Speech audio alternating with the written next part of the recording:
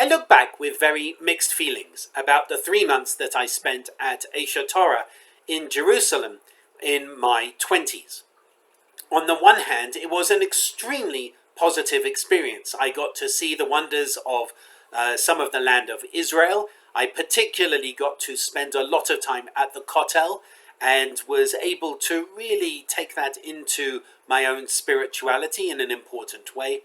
And I got to study a lot of Torah, and I got to particularly focus on Musar, got to focus on Shmirat Halashon, on ways of improving the self, and on laws of gossip and slander, which were very important to me at that time. I had been very negatively affected by some gossip and slander around that time, and I found this extremely important. I delved so deeply into it that I was ending up teaching it to some of my peers. I basically learned some of the books off by heart. I was so engrossed by it. And I got to spend time with Jerry Schroeder, who was teaching particularly on science and Torah, and really sat at his feet and really got to learn a lot from him. There were negatives as well, though. I struggled with some of the things that I was learning. I struggled with the dogmatism. I struggled with hearing things like Reform Jews were responsible for the Holocaust, or hearing the idea that in a Torah state in the Messianic age, Reform rabbis would be stoned to death, or should be stoned to death, as heretics. So I struggled with a lot of that dogmatism. I did find it particularly appealing, especially as a young man, that a lot of my life, if I had stayed there, was laid out before me.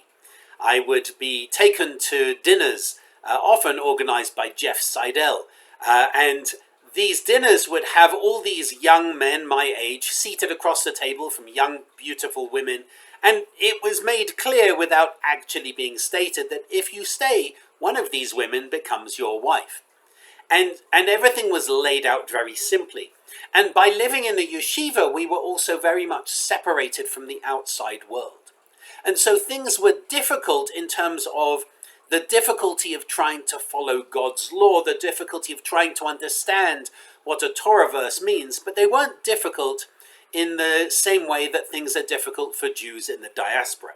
Particularly, of course, today, decades on. Things are very difficult today. Things are difficult in the diaspora because we have to wrestle with living in another society and trying to understand what does it mean to be Jewish outside of the land of Israel.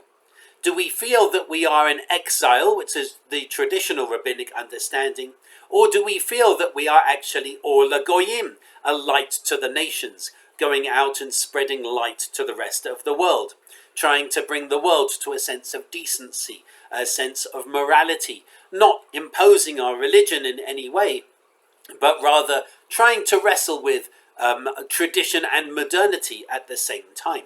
Things are difficult for a Jew living in the UK, as I was then, or the US, because of this dual identity of American citizen or British citizen and Jew. And what does that mean? How can one be both? And so, actually, we wrestle where I didn't have to wrestle at all while I was living in the yeshiva in Jerusalem. There I was just wrestling with what does this text, what does this verse means? Whereas outside we wrestle with what does it mean to be Jewish? And that's a very different kind of wrestling, especially today. Being part of Israel, the people of Israel, or Jewish people, Yisrael means struggled, he struggled with God. It is a struggle. Being Jewish is a struggle. Sometimes we wish it were less of a struggle, but sometimes we take that struggle upon ourselves as part of our sacred task. And so we struggle with a number of things. This week I'm struggling with having been a victim of another crime and wrestling with what are people? Are people any good at all? And in my sermon this evening, I'll be sharing some of that wrestling because it is a profound, real wrestling that I'm having right now. And of course, I appreciate that I'm able to do that, wrestling in the context of a loving, supportive community. And tomorrow in our Torah study, we're going to be wrestling with a challenging text that comes from the end of the book of Numbers in our Torah portion, which some people read as a call to ethnic cleansing. Others say, no, it doesn't mean that at all. And so we're wrestling with a moral text. And what we're going to have in our Torah study is a very mature, heartfelt, sensitive conversation about what does it mean when we read a text that says, if you wipe out the inhabitants of the land, the Canaanites in particular, but also the 7 tribes, if you wipe them out, then you'll be able to live in the land. Is that a call for ethnic cleansing? We have a responsibility, I think, to wrestle with that text. Some people say, yes, it is a call for that. Some traditional rabbinic commentators say, yes, the land is ours and nobody else's, and we should be wiping these people out. Others say other things, much more tolerant. Rashi, for example, is the most obvious example of this. And so I invite you to come and wrestle. Hear me wrestle with the state of humanity and are people even good in my sermon. And I invite you to come and wrestle with our Torah text tomorrow and in our Torah study. And that is in person and online as well. And then afterwards, please join us for our conservative service. We wrestle with liturgy as well, and part of that wrestling is exposing ourselves to different forms of liturgy. It's actually really important for us not to just say, God wants us to pray this, but for us to have a different understanding of kavanah.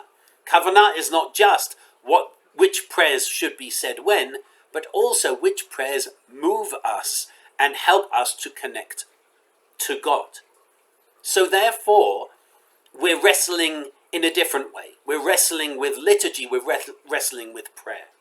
And so I invite you to come and join me for that service as well. So for our Kabbalat Shabbat service, for our Torah study, and for our conservative service, I invite you to come and wrestle in a safe, inclusive space, because that is ultimately the essence of being a Jew.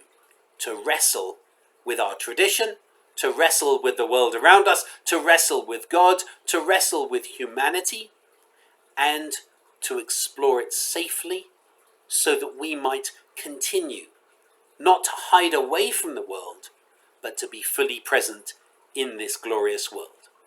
I hope to see you over Shabbat, and I wish you Shabbat Shalom.